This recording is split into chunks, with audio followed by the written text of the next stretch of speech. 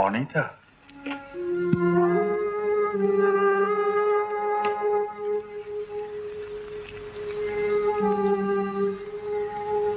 নিজেকে এভাবে নির্বাসিত করার অর্থ?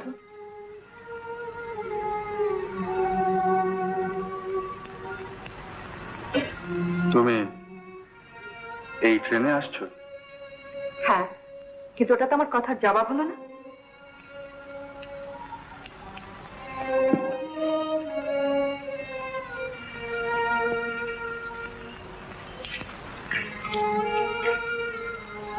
তুমি অমন করে পালিয়ে এসেছো কেন? চুপ করে থেকো না। তুমি চুপ করে থেকে বারবার আমার প্রশ্নকে এড়িয়ে গেছো। পালিয়ে এসেছি তোমার কাছ থেকে নয়,